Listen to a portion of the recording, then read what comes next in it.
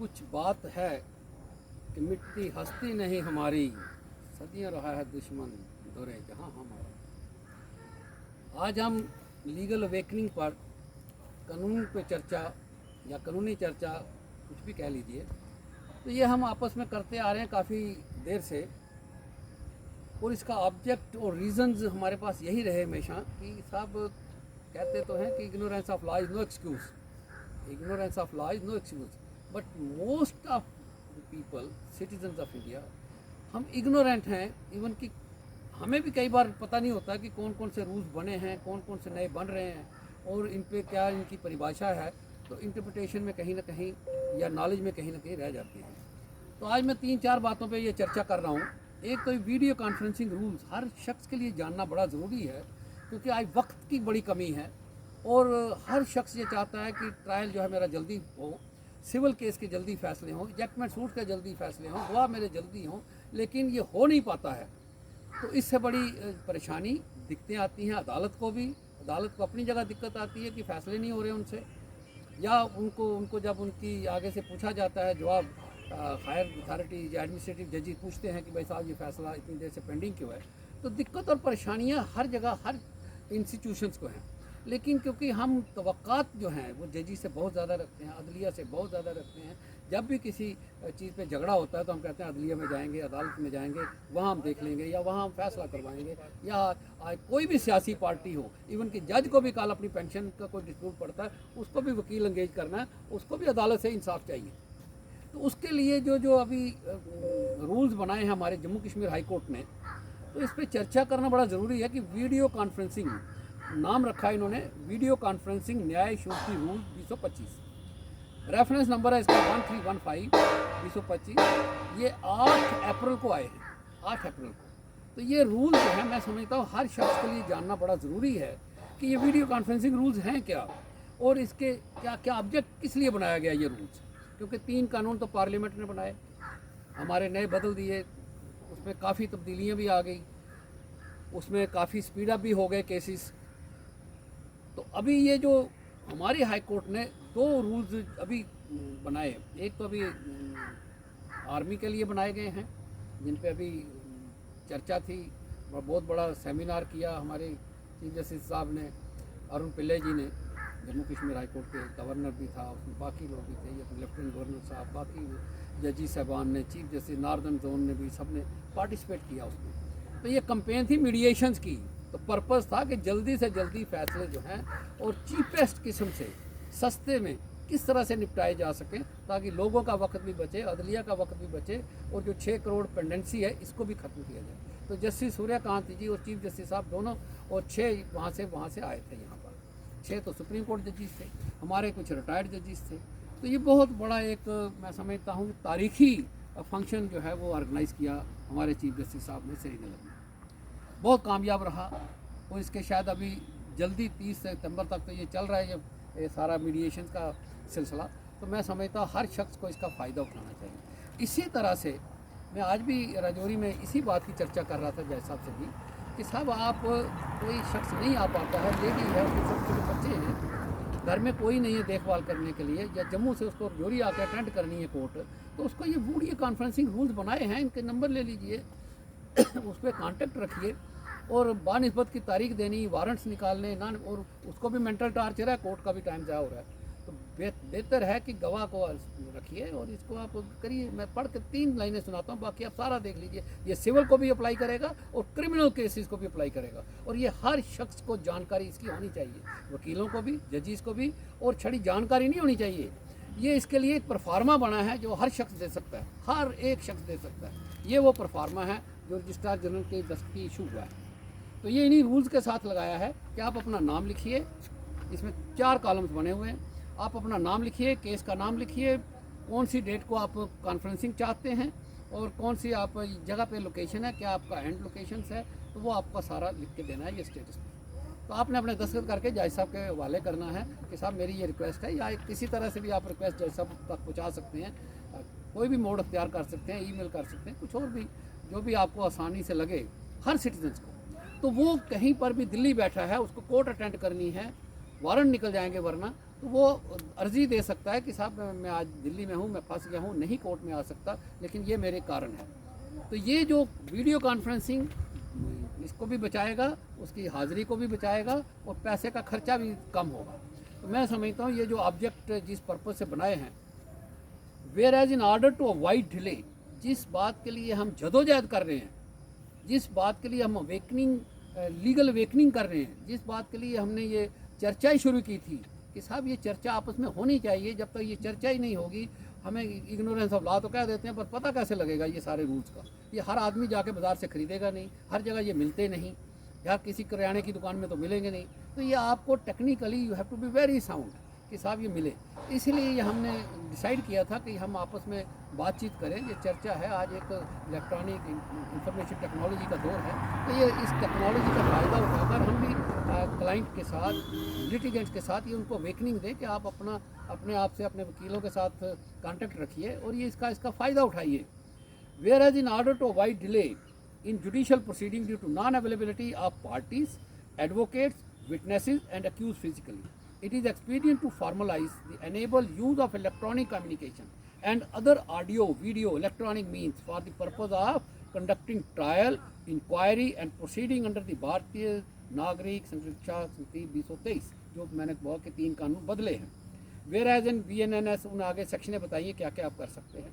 Where as in section 530 भारतीय नागरिक सुरक्षा संहिता 2023 provides that all the trial inquiry proceeding under this Samhita including examination of complainant and witnesses, recording of evidence, inquiries and trial, and all appellate proceedings or any other proceeding may be held in electronic mode by use of electronic communication, by use of audio, video, electronic means. But ये बहुत कम देखने को मिल रहा है कि जजी साहबान या वकला साहबान उसी ट्रेडिशनल मोड पुराने में ही लगे हुए हैं। तो मैं समझता हूँ ये जो रूल्स भी बने हैं, सेक्शंस भी प्रोवाइड करती हैं, पार्लियामेंट ने भी इतनी सिरदर्दी लेके ये लॉ सारे बदल दिए लॉज, लेकिन हमारे में बदलाव अभी वो नहीं आया है प्रैक्टिकली। इस बदलाव की ज़रूरत है ताकि लोगों का पैसा बचे, लोगों का वक्त बचे, अदालतों का वक्त बचे और एक्सपीडाइट हो। कोई भी विटनेस जो है वो अनरिकॉर्डेड ना जाए। अगर वकील साहब की अवेलेबिलिटी नहीं है, वकील साहब बाहर गए हुए हैं या कहीं मेडिकल चेकअप के लिए गए हैं, तो वहाँ से भी वो प्रॉपर फॉर्मल ड्रेस में वो अपने आप को रिक्वेस्ट कर सकते हैं जजी साहबान को कि साहब मैं उस दिन नहीं हूँ, आउट ऑफ स्टेशन हूँ, लेकिन अगर कोई विटनेस होती है तो उसको क्रॉस के जमीन किया जा सकता है ताकि मुलजम का भी टाइम बचे, बाकी लोगों का भी। अगर मुलजम आउट ऑफ स्टेशन इस वक्त है, जैसे केस में मैं असम में मेरा मुलजम है, तो हम ये रिक्वेस्ट कर रहे हैं कि जिस वक्त भी ज़रूरत है is available on video conferencing. लेकिन आप गवाहियों को मत इसको टालिए, गवाही जितनी भी हर कार्ड कराते जाइए।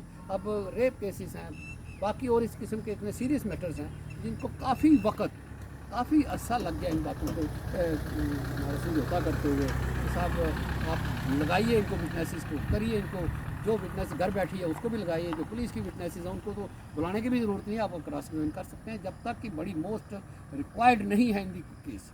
तो ये जो चीज़ें हैं इन्होंने अभी रूल्स में भी बदल दी हैं, ये फैसिलिटेट करने के लिए सारे प्रोसीजर को कि आप इसका फ़ायदा उठाइए। लेकिन इग्नोरेंस ऑफ लॉ जो है वो कहते तो है नो एक्सक्यूज़, बट इसमें एक्सक्यूज़ बन जाता है कि साहब मेरे को पता ही नहीं था, मेरे को तो आज तक बताया किसी ने नहीं है। आज हमने एप्लीकेशन दी, जय साहब ने हमारे जो district magistrate mobile magistrate Rajouri हैं, उन्होंने ये अलाउ की। उनका ठीक है अगर मुलजम नहीं आ सकता, मैं कहा लेडी है, इसके छोटे छोटे बच्चे हैं, स्कूल भी जाती है, खुद भी बीमार रहती है और जो घर वाला वो भी परेशान रहता है, डिप्रेशन में है सारी फैमिली। तो ये रजौरी में एक बच्चों को छोड़ के कैसे आ सकती है, छोटे छोटे बच्चों को, तो वापस शाम को जाना उसके लिए बड़ा मुश्किल है। तो उनका वीडियो कॉन्फ्रेंसिंग कर लेंगे। तो ये जो मैं समझता हूँ केस भी चलेगा, विटनेसेस भी रिकॉर्ड होंगी और ख़र्चा भी कम होगा। ये है एक पहलू इसका कि हमारा जानने का, वीडियो कॉन्फ्रेंसिंग करने का या बाकी किसी का। दूसरा है आज एक बहुत अहम फैसला किया गया सुप्रीम कोर्ट में कि साहब जो डिस्ट्रिक्ट जजेस की, जो वकला साहबान की मैं बात कर रहा हूँ, कि डिस्ट्रिक्ट जजेस की जो पोस्ट भरी जाती है तो उस वक्त क्या होता है कि साहब जिन कुछ मुनसफ की जो पोस्टें होती हैं नीचे से लेवल से ऊपर चलता है, मुनसफ, सब जज, फिर आता है डिस्ट्रिक्ट जज, फिर आता है हाई कोर्ट। तो कई बार क्या होता है कि पोस्टें निकलने में देरी हो जाती है या किसी की 7 साल प्रैक्टिस हो गई होती है तो वो मुनसफ का एग्ज़ाम देता है, मुनसफ बन जाता है। तो सुप्रीम कोर्ट ने आज ये इशू उठाया है जो भी वकीलों ने वहाँ सुप्रीम कोर्ट के सामने कि साहब 7 साल तो मेरी प्रैक्टिस ही, यही कॉन्स्टिट्यूशन रिक्वायरमेंट है कि साहब जिसकी 7 साल प्रैक्टिस है क्या वो एग्ज़ाम में बैठ सकता है कि नहीं। जो डिस्ट्रिक्ट सिर्फ वैकेंसीज हैं डिस्ट्रिक्ट जजेस की, सेशन जजेस की, डायरेक्ट कोटा का है फ्रॉम बार, वो कॉन्स्टिट्यूशनल एक रिक्वायरमेंट है। आज उन्होंने कहा कि हाँ इसका फैसला अगर उसने 7 साल प्रैक्टिस की हुई है तो इसका हम 5 जजेस को ये मैटर रेफ़र करते हैं, इसमें सारी नज़रसानी करते हैं, क्योंकि पहले नहीं दिए एग्ज़ाम देने बैठने देते थे। तो आज उन्होंने इस बात की संज्ञान लिया और ये मैटर रेफ़र किया। मैं समझता पूरी कंट्री के जितने भी वकला साहबान हैं या वकला साहबान जिन्होंने 7 साल प्रैक्टिस करके जजेस बन गए हैं, तो वो अभी डायरेक्ट सेशन जज बनना चाहते हैं, तो मैं समझता हूँ उनके लिए ये बहुत बड़ी फ़ायदे की बात है। तीसरी बात जो मैं करना चाहता हूँ आज कि साहब दिन दिहाड़े आए दिन ये बड़ी बातें सुनने को मिल रही हैं कि साहब क्रिमिनल जस्टिस सिस्टम में बड़ी डिले है। उसका कारण क्या है? क्योंकि जब जजेस को बनाया जाता है, एलिवेट किया जाता है, बार से किया जाता है, तो उस वक्त ये एक चीज़ नहीं देखी जाती है कि साहब ये इसने कभी क्रिमिनल प्रैक्टिस भी की है कि नहीं है, इसने कभी क्रिमिनल प्रोसीजर कोड पढ़ा भी है कि नहीं पढ़ा है।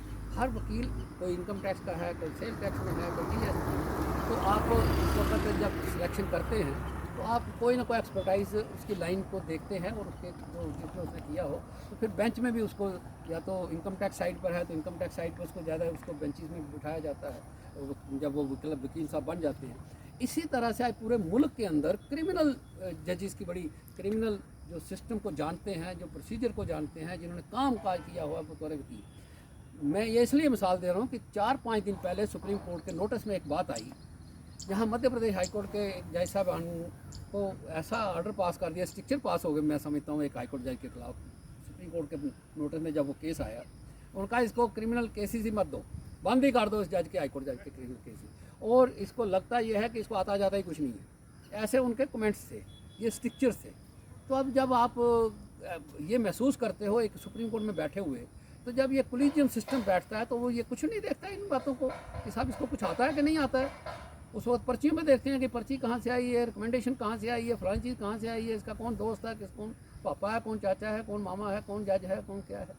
तो यही बातें तो आपने नोटिस करनी है, यही बातें तो आपने चेक करनी है, एवेल्यूएट करना है कि किस फील्ड में किसकी महारत है।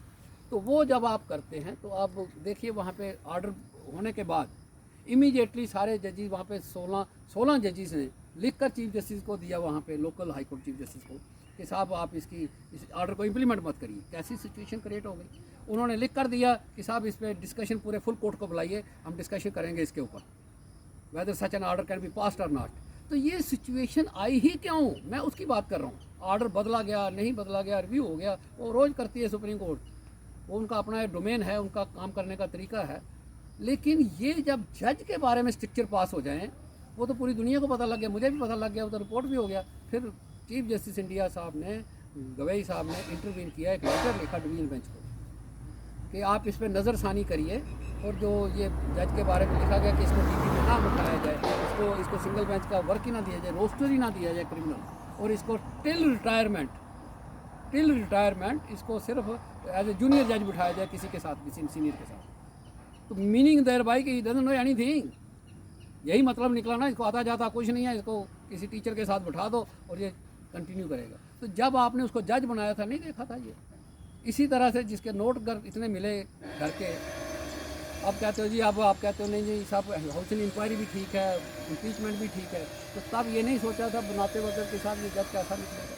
इसी तरह से जो उस वक्त हेट स्पीचें मारते हैं उसके खिलाफ भी इम्पीचमेंट का मोशन आ गया, तो ये नहीं देखा जाता कि साहब ये कैसा ये शख्स कल साबित होगा। इसी तरह से आप देखिए कि पूरी कंट्री के अंदर आज सुप्रीम कोर्ट ने नोटिस किया है, कल येस्टरडे उन्होंने ऑर्डर पास किया है झारखंड हाई कोर्ट के जजेस को, 12 के 13 जजेस को उन्होंने आइडेंटिफाई किया कि साहब इन जजेस को बताइए कि साहब 3-3 साल से फैसले रिजर्व किए हुए हैं, हाई कोर्ट रिजर्व किया, जजेस के नाम लिए, सब कुछ किया। उन्होंने कहा भाई साहब इनको छुट्टी भेजिए, इनको टाइम दीजिए, ताकि ये जाएँ अपने घर में कहीं हिल स्टेशन में बैठें, आराम से बैठें, ये फैसले लिखें और लोगों के फैसले करें। 3-3 साल से फाइलों आप बंद कर दिए, 3 साल में याद रहता है किसी को कुछ? Humanly impossible. वो तो फिर जो रीस्ट्रक्चर होगा, बहस जो वकील ने की वो तो रुड़ गई सारी, वो तो चलेगी, क्योंकि परसुएशन, वकील के पास एक ही चीज़ होती है, आर्गूमेंट एंड परसुएशन, उसकी जो आर्गूमेंट की वैल्यू है, तो वही नहीं रही। एक बासी रोटी आप बना के खिलाते हो आपको 3 साल के बाद, तो क्या निकलेगा उसमें?